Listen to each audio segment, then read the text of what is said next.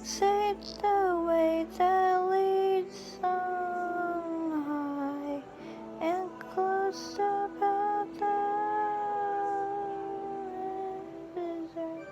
Rejoice, rejoice, Emmanuel shall come to thee. Oh, Israel.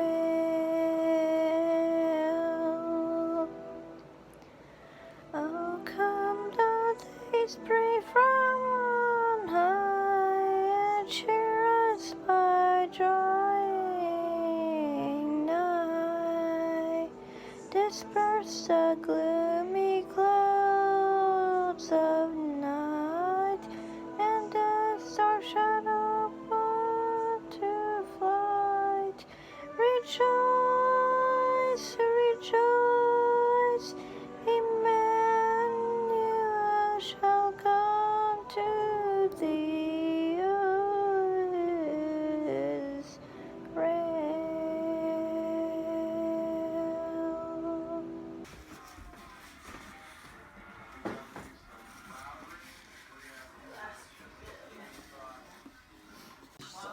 Miss Kayla, what we do is we'll just try to answer the questions because most of those we won't even have any idea. Yeah, alright, so This is how we're playing. okay, I'm at double or nothing. Alright, so I got 2 questions. I'm gonna wait until you're ready. I'll wait for you to. We're working as a team, hon. Yeah, I know. I'm just gonna wait until you get Dante in. Our dog. Okay, buddy. Come here. Let's take off our coat. Hey, boy! Let's take off our coat. There you go. Why don't you get the bottom one? Come here, buddy. Come here, buddy. Hey! Hey! Where are you going? It's not going to come off that way. That was funny. Okay, Kayla. Let's hear it. Alright, I'll wait until you guys sit down first. Alright. What is the name of the movie set in a bar in New York City that starred Piper Perabo? Alright. Okay. Piper Parable. I have no idea who these No, people are. either, but you got 30 seconds. Just guess. What is it, that one called the 9 to 5? You have any ideas, son? I've got an idea, but I can't think of the people that played in it. And I can't think of their names. I can visualize their faces, but I can't. Think of the movie. Well, Okay, that time is out. Okay, okay. I'll reveal the answer. It is called Kyle the Ugly. I know that's Really weird. ugly. I know it's weird, I but saw that movie. That was a good movie. I never seen it. I don't. Just living his life. Hey, come play. Why don't you go? Tired. I don't want to sit. I want to kill him. I want to destroy him. I want him to be.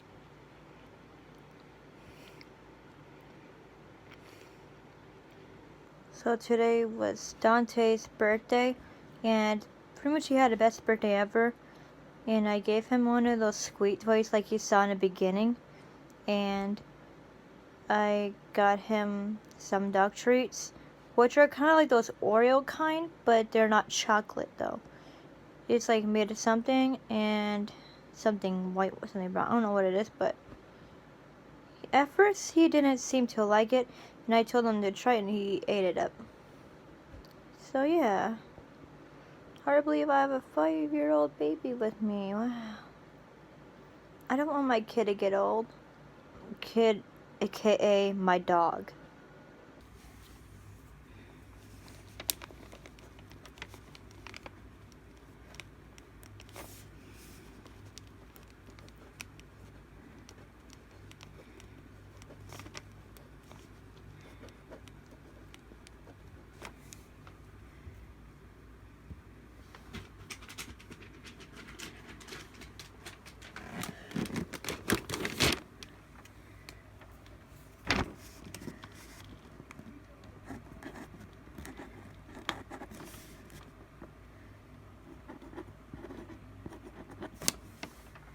I'm gonna read about scary things that happened around Christmas, like Christmas Eve and Christmas, but these are traditional legends.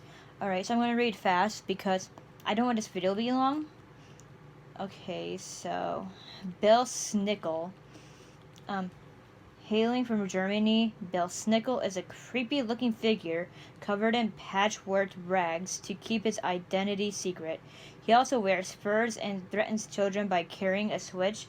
In the weeks leading up to Christmas, Bill Snickle stops by the doors of households with children and threatens the misbehaving kids that if they don't straighten up, they'll not only get presents but a good beating from Bill Snickle himself. Ooh. Alright, Elf on a Shelf, which I have right over there. Based on the book Elf on a Shelf, Christmas Tradition by Carol Ayer-Bersold, I can't say that, and Chanda Bell, illustrated by Co. Stainwort. Now, aside from the fact you can't call something new a tradition, Elf on a Shelf is the latest trick for parents to keep children well behaved during the winter months, if not throughout the year.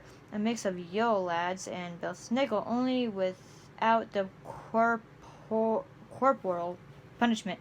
The story goes that Santa sends out his little helpers, who apparently haven't worked enough through the year, making toys for all the good kinder of the world, to all the households of the world to keep an eye on the kids in the final days building up to Christmas. Each day, the elf appears in a different part of the house to monitor and report back to Santa, in case Timmy and Tiffany aren't really staying on their best behavior. Part of the tradition on the Elf on the Shelf is that he pulls pranks and does cute and creative things. However, despite the fun and mischief he provides, children are forbidden from touching him. If they do, he'll lose all his magical powers and not be able to report back to Santa. On one hand, it seems like a great idea if you are naughty, because then Santa can never truly know. On the other hand, it is rather circumstantial evidence. There's a blog dedicated to creative elf on a shelf ideas, but mostly it's just a blog of creepy ideas. Alright, so I'll just read two more and I'll go on. There. Krampus. Everybody knows what that is. Whose name comes from the Germanic root for claw, dates back long before the time of Christ, but in modern day is more or less the ultimate Christmas demon, the companion and antithesis of Santa Claus, Old Nick, or to Saint Nick, as the Krampus.com puts it. While American kids never feared a lack of shiny new presents, no matter their behavioral tendencies, children of the old world, especially Germany, knew something worse than a lump of coal was coming their way if they misbehaved. Rather, you weren't well behaved, you were beaten and tortured before being kidnapped and taken to the Krampus lair, where we can only assume one was beaten and tortured some more. In modern days, there appears to be two sides on how to handle the Krampus story. Since the 1950s, Australians have tried to put the creature on the back burner, claiming terrorizing small children with such tales isn't healthy, while the Germanic city of Cilantro, Italy, young men are even encouraged to dress up as a Krampus and terrorize small children before having some snaps with the heads of the house. Elsewhere still, the Krampus is given his own holiday prior to the Feast of St. Nicholas, known as Krampusnacht, and he even appears on his own holiday greeting card known as Krampuskarten. Also, something is, so if some kids get eaten by him, or you get dragged down to hell with him. That's how I heard about it on movies. So I watch a lot of horror movies, so I know all this stuff. Alright, I'm going to do I'll probably do one or two more now. Wart Pilot. Black Peter, known to natives of the Netherlands as Wart Pilot, may appear rather tame in theory. He does, after all, give sweets and presents to the good little boys and girls and his companion of Santa Claus. That is St. Nicholas. The insidiousness of Black Pete comes in the fact that he is a racial stereotype by the lily white natives of the Netherlands and Belgium, although modern attempts to be politically correct have claimed that the reason for the naming of Black and Peter's name comes from his occupation as a chimney sweep. The physical appearance says otherwise. Blackface makeup, exaggerated red lips, and thick, bristly hair. It should also be noted that Pete accompanies Santa Claus on his journey from Spain, meaning he is likely a more like that Othello guy from Shakespeare, as suggested by Jan Schneekemann in St. Nicholas and His Servant. In attempts to downplay the racist background of the character to foreign tourists, the Dutch have tried having the person playing thwart Pieton instead of paint himself in a variety of colors. This didn't set well with those rooted in the tradition, and he has since returned to his blackface roots in recent years. The blackish returned from figures from other cultures, which have forced the local governments to downplay and rethink toward Pete's role in the winter celebrations. But I'm not going to get to all of it because it may video too long. But if you want to know how I found this, the link will be down here. But I know it's kind of long, but make sure. Okay, so make sure you like and subscribe to my channel and hit notification bell so you won't miss any of my videos. So yeah.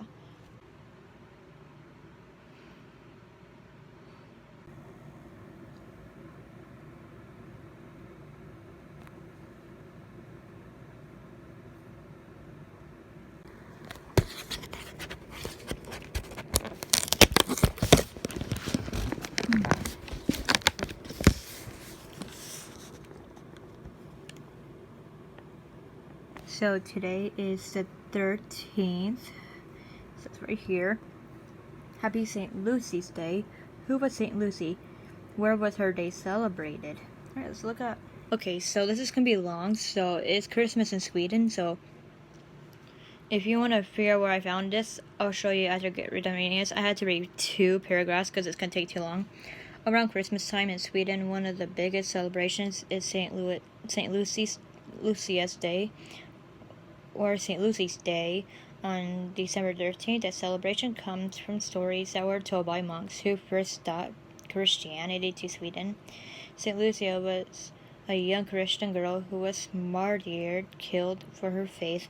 In 304, the most common story told about St. Lucia is that she would secretly bring food to the persecuted Christians in Rome who lived in hiding in the catacombs under the city. She would wear candles on her head, so she had both her hands free to carry things. Lucy means light, so this is a very appropriate name.